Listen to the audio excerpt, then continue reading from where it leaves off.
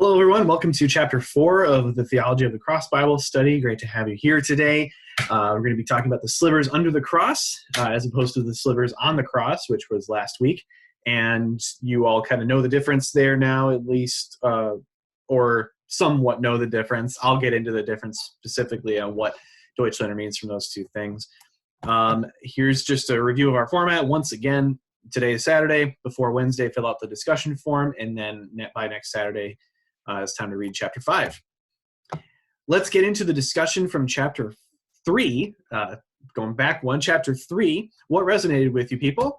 I noticed on page 72, the section on family values especially. It's true, many prioritize family values, but never define what those values are. I think that's a good point from you and Deutschlander. This is going back to that postmodernism discussion where you get to define your own truth. And so what ends up kind of happening is you get an era of buzzwords, family values, religious tradition, or faith tradition, whatever it is. There's squishy terms that can be applied in so many different ways. It's not really specific. And for a post/modern world, that's useful because then those terms can be bent and, reflected in different ways. So yeah, be careful of what people mean when they say family values, because it may mean something different than what you're used to. In my lifetime, I've seen so much change in the attitudes toward Christianity and morals. It does seem we have lost our Christian moorings. It might have only been a veneer, as he puts it, but at least it seemed to me more moral when I was growing up. We celebrate the individuality of everyone, even to the point of things the Bible calls immoral, things that were still frowned upon when I was young, such as pregnancy out of wedlock, homosexuality, and other things. I know throughout history, some cultures were even worse than we are now, but this is the worst I have seen in America. This is kind of in response to that question I posed, are things getting worse? We could go in circles all day on this. I think I kind of land in the middle. In some ways, yes. In some ways, no. I think there is a good point here that there at least was some sense of Christian veneer, things that were publicly frowned upon back then that are not frowned upon now, that we'd rather, have that be different. However, I kind of argue that that's not always a bad thing because it gives us a stronger compass as Christians and a stronger purpose as Christians to be the lights of the world. Again, you could debate what's worse or what's more or less useful, to have a society that's nominally Christian but internally bankrupt, or a society that's externally bankrupt that then you can affect with real Christianity. I think maybe I lean that the latter is more of an advantageous position, but that's because that's what I'm living in. So maybe I'm just trying to make it seem better for myself. I don't know. I get what's being said here, and there's a good point that when many of the people watching this Bible study were growing up, things looked differently outwardly than they do now. I would argue that it's not always a bad thing to have flipped that coin, because it gives us more work to do, which is good. He keeps pointing out how so many are just looking for the good side of the gospel and not the law, which makes it hard for churches, pastors, and even me to point out sin, afraid people will go running in the opposite direction, as he puts it. We're affected by our culture to the point that we think we have to sugarcoat the truth.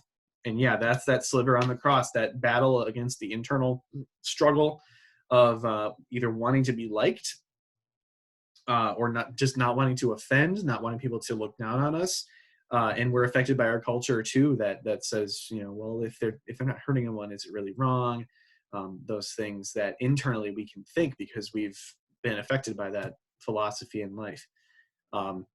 It is tough to preach the truth, to preach the law, which is why, sometimes one of the best witnesses is just to tell people to come to church. Just, hey, come and see. And then I get to do the law preaching from the pulpit and have that affect them, corporately. And, then things can work from there. And then once the law has had its effect, then the gospel can step in. So, just a strategy there. If you find yourself having trouble pointing out people's sins, one thing you can do is invite them to church and sit alongside them as both of your sins are exposed by the law.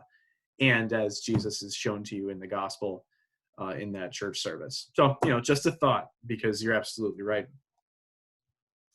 Questions or disagreements? This is a really good one. I want to spend some time on it. Page 73, I did not agree with Pastor Deutschlander's wording. He talks about a nagging conscience, and that if it continues to nag, quote, the philosophy of the day suggests we may need counseling. If the nagging of conscience continues, there's medication for it. And he says that in a negative way.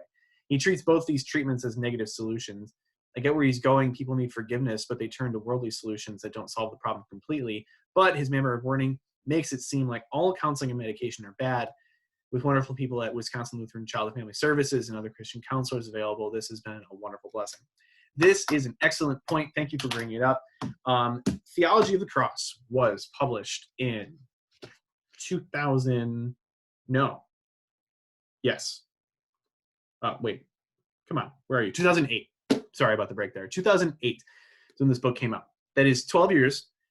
And even in just those 12 years, I would say that Christianity in general, and in particularly our synod, have come a long way in understanding issues of mental health, abuse, and other such situations.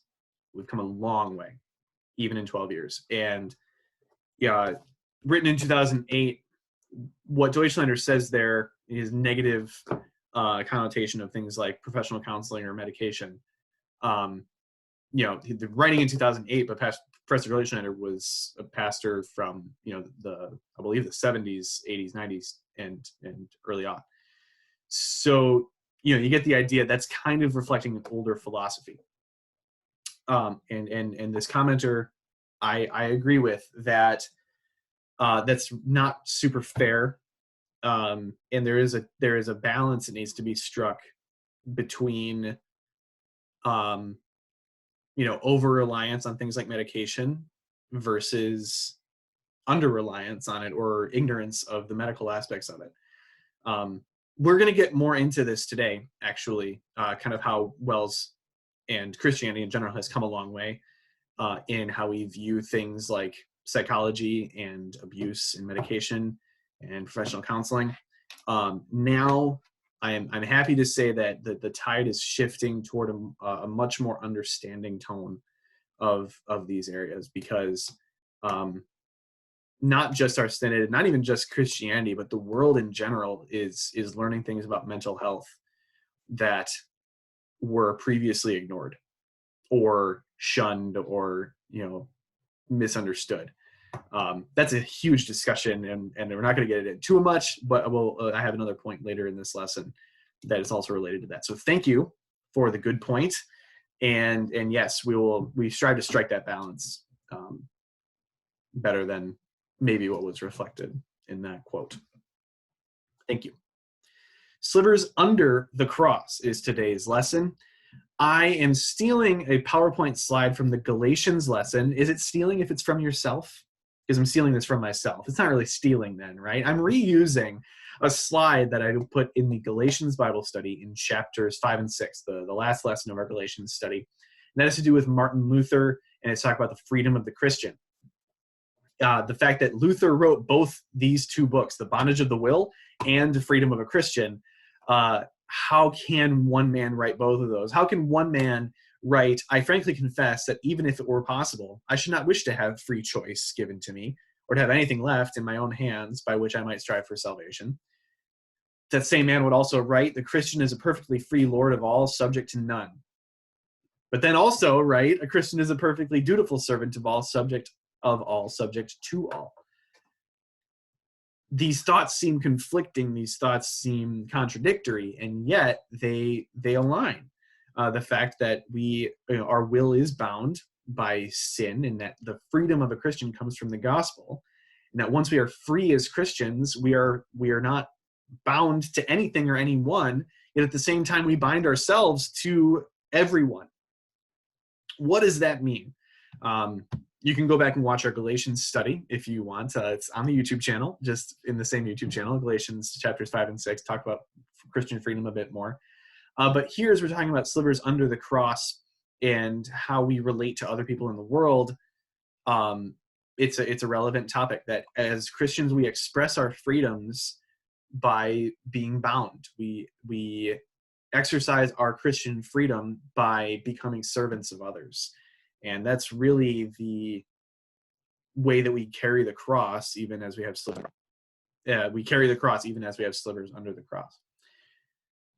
So that's kind of talking about the freedom of a Christian, a good place to start with this chapter.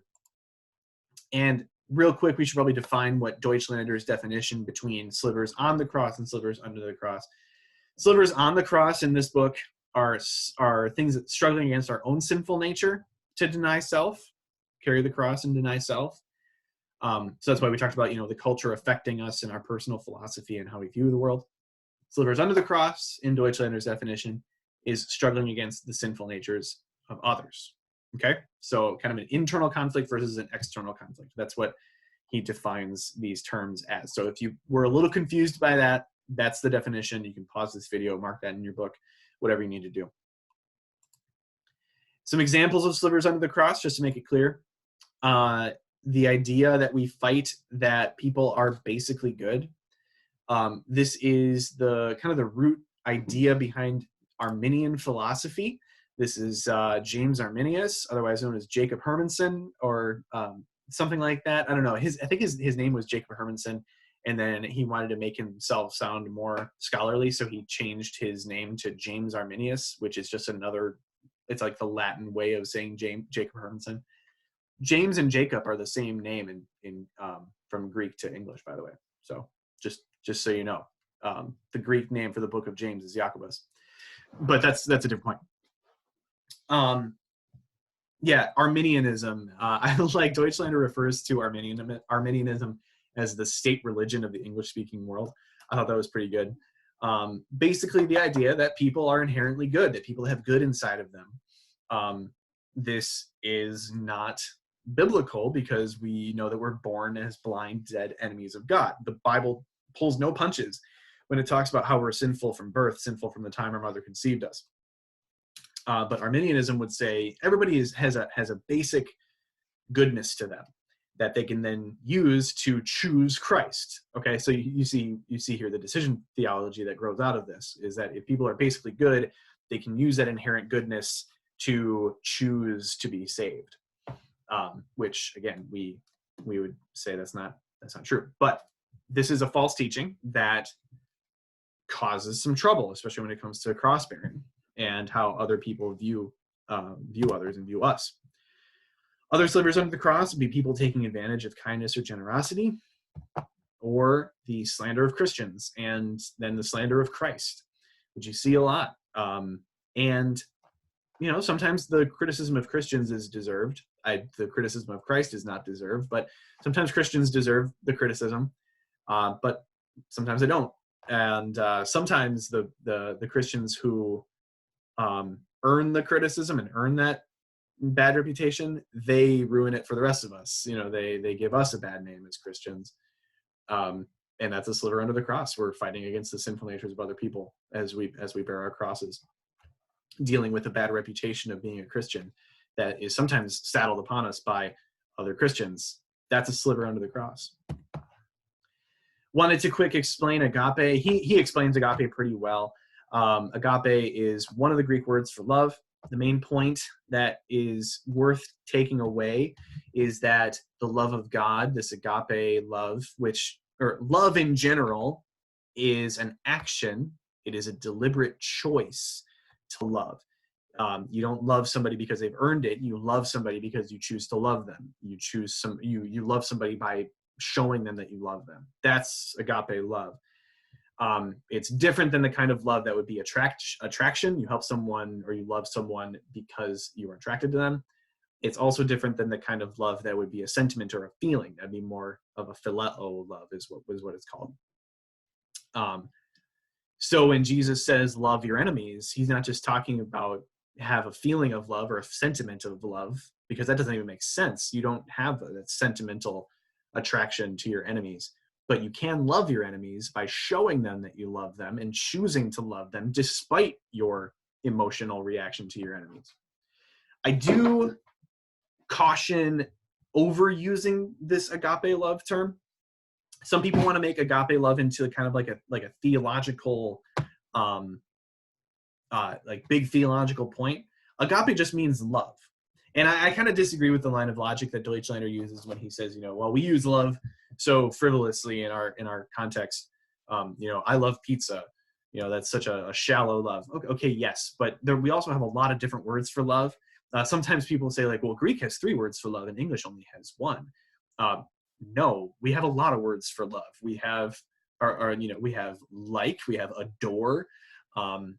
We have a lot of different synonyms for love. So that idea, Greek has 3 words, but English only has 1. That's not true. We express love and affection in hundreds of ways. I mean, have you listened to music ever? Think about how many different ways there are to say I love you to someone. But the point is clear. The point to make here is that love is an action. It is a choice. It is independent of attraction or sentiment or emotion. Love is a godly thing as we reflect God's love, which is an action and a choice to love us. Okay, so that's what that section on page 95 was about with agape. That's how you pronounce it, agape love. And then he really structures the rest of the chapter around 1 Corinthians 13. You may notice that he italicizes words like love is patient, love is kind, and then a couple paragraphs later he'll italicize love does not envy, love does not boast. He really uses 1 Corinthians 13 as the structure for this chapter. So if you want, I might recommend rereading 1 Corinthians 13 in its entirety, and then skimming the rest of chapter 4 again to see how our love, our deliberate choices of love, our action to love comes into play as we deal with these slivers under the cross, as we interact with other people in their sinful natures and bear our crosses in that area of life. Did want to point out some Deutschlanderisms. He does a couple of German phrases. Gosh, my German's a little rusty, but this would be, wenn ich nur König in Preußen wäre. That would be, if only I were king in Prussia, then. That would be like one of us saying, like, if I were king for a day, or like, well, if it were up to me, that would kind of be like our equivalent. And then that other word there, besserwisserei, better knowingness, that would be like us calling someone a know-it-all. And so when it's talking about, the human arrogance to think that we know better, that's what he's getting at. I think it's in the footnote on page 95 is where these terms come up. Oh wait, no, I didn't change. This is 90. Well, this is embarrassing. Where is this? I just changed. Okay, not page 95. This is page 105. That is a misprint on the PowerPoint. This is page 105. 95 was agape. I used the same slide and forgot to change the page number. So yeah, just some quick Deutsch terms. Deutschlander, literally, Deutsch terms. Here's a really good quote, my favorite from the section. If we take this whole matter of bearing the cross seriously, if we understand 1 Corinthians 13 in the context of following Jesus under the cross, we may make an astonishing discovery. We were not seeking happiness by bearing the cross, but we discover that there's no happiness without it. And when he talks about happiness here, he goes on to explain the difference between a human version of happiness, a carnal happiness, versus true happiness. And the argument that I think is biblical, and I agree with fully, is that true happiness doesn't come until Jesus enters your life, and Jesus doesn't work independently from the cross, whether his or ours. So as we bear crosses, that is when we discover happiness and have happiness, true, lasting, godly happiness that comes from bearing the cross and being absolved of our sins and eventually having that cross lifted from us forever in heaven. That's where true happiness comes from, is from Christ and how he deals with us in the crosses. So I thought this was a really good quote, maybe one of the best quotes in the book, in my opinion, and it kind of summarizes really the whole argument of the whole book in a way. Here's where I was talking about that we were going to get back into this. Again, this book is over a decade old. We've come a long way with mental health discussion, not just in the synod or in the church, but in the world, really. So Deutschlander does a lot of discussing of kind of selfishness, and we are to give of ourselves and give and give and give. And he has this whole section like, well, when's it my turn? And he kind of makes the argument that asking for your turn is a selfish desire. So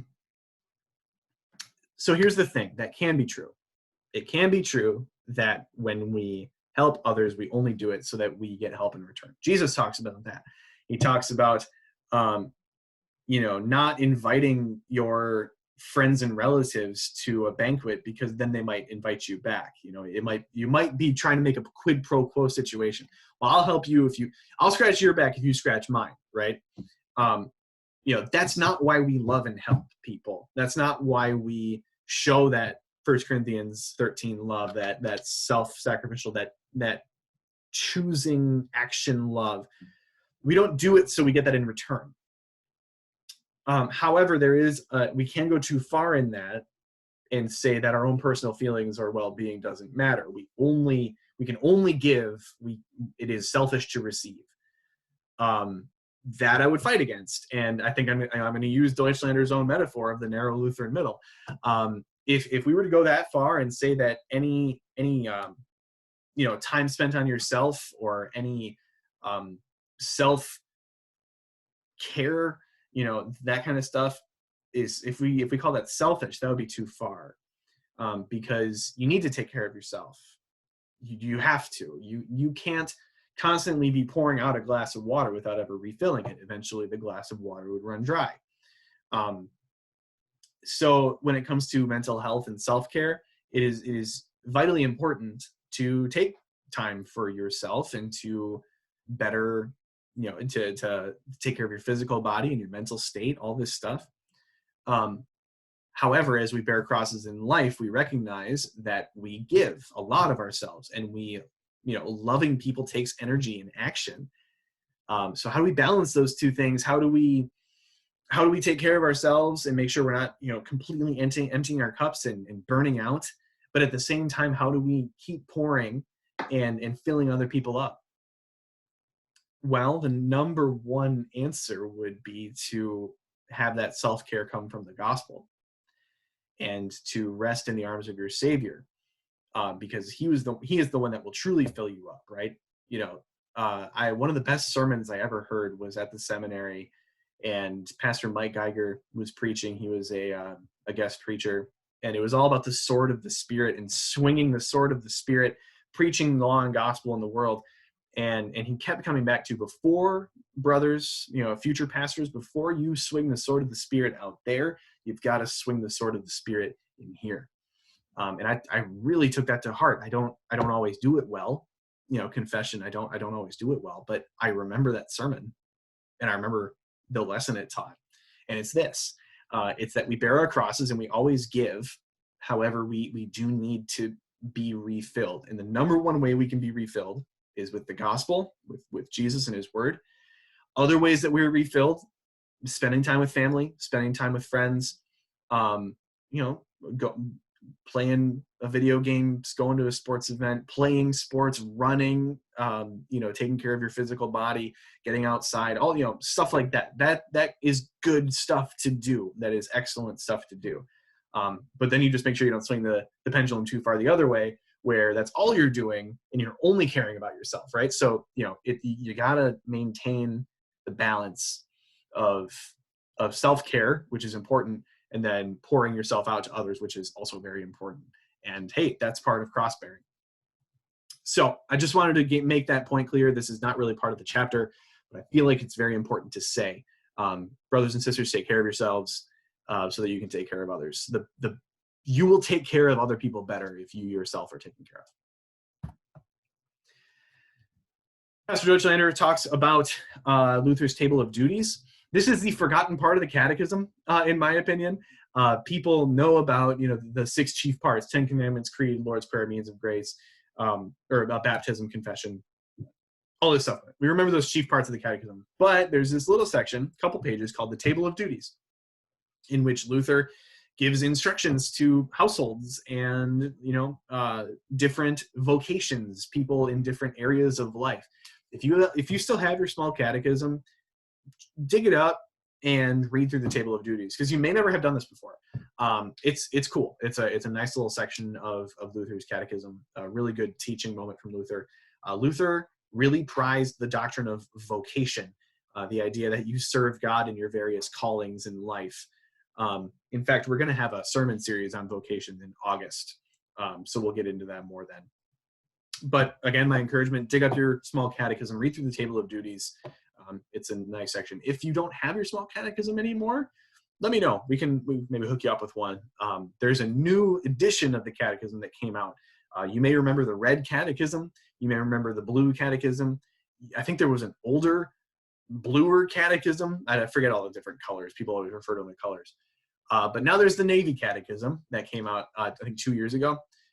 It's the same basic catechism, but the stuff around it is different. The editorial material is different. It's really, really good. If you'd like that, let me know. Maybe we can do a group order.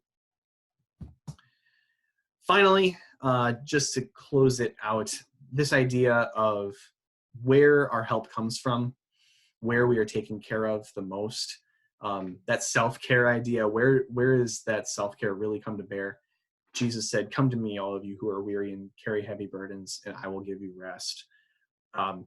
Just crucially important to recognize that as we give of ourselves, as we love others, even when it's hard to do so, that cross bearing, the slivers under the cross of loving others, even as their sinful natures are opposed to us and causing us to, indulge the self.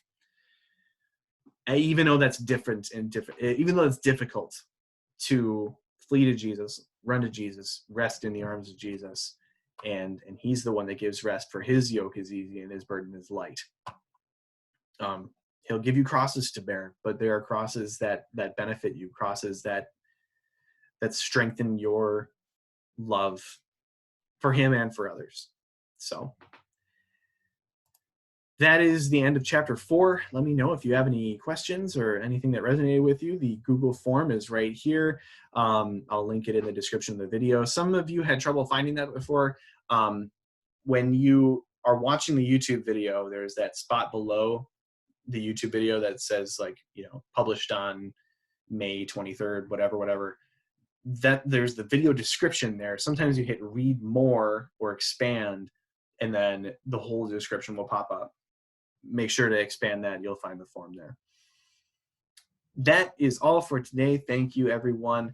God's blessings to all of you. And if you haven't seen it yet, there is a letter to the congregation out about May 31st and the return to public worship. I just want to reiterate some things there. Mainly, if you're not feeling well, please stay home. If you're not comfortable, you don't have to come, but please join us on Facebook Live. We'll continue streaming on Facebook Live in perpetuity.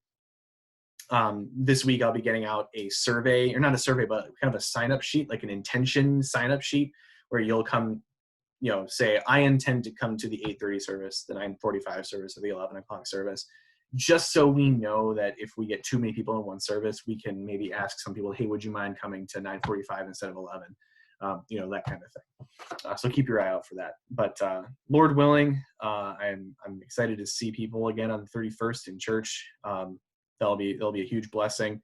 But stay safe, stay smart, and we'll take care of each other as Jesus has asked us to, as we bear the crosses in life, but also show each other love and concern and care as brothers and sisters in Christ.